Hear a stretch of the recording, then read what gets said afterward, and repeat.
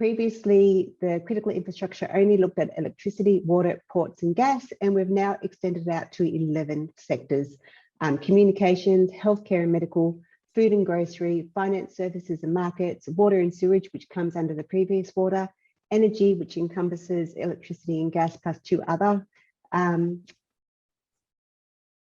sectors, transport, higher education. Transport includes ports, higher education, defense industry, data storage and processing. So with everyone moving to the cloud and using data centers, the government's turned around and gone, a lot of our critical data is now being hosted in central places, so we need to protect that.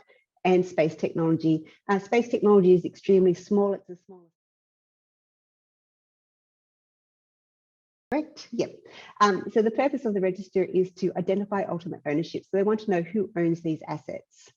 They also want to analyze any dependencies. So what are these assets relying on? Are there any other critical infrastructure that they're relying on? Are there any other organizations that are relying on these critical assets as well?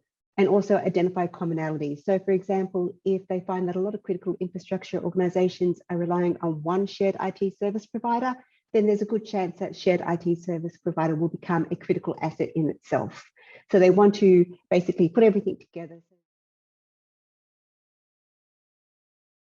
So, I mean, in terms of what an asset includes or covers under the Act, it's quite broad.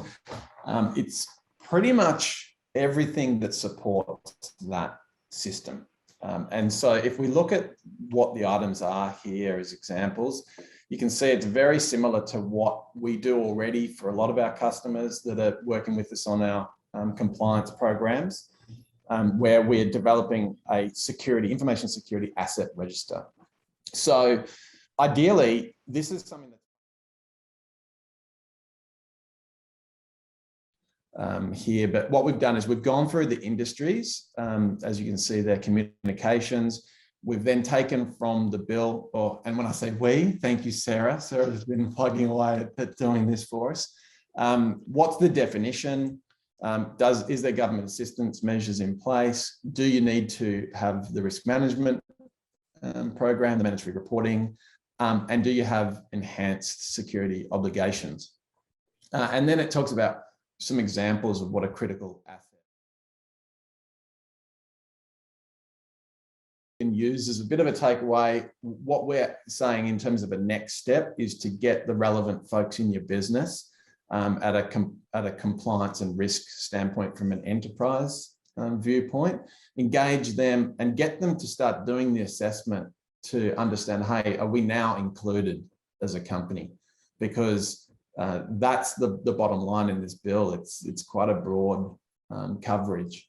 Then, you know, the things that are being requested, even at the enhanced level, it's not like it's earth-shattering type stuff, but it is stuff that if you haven't already got a mature program in place, it takes a bit of time.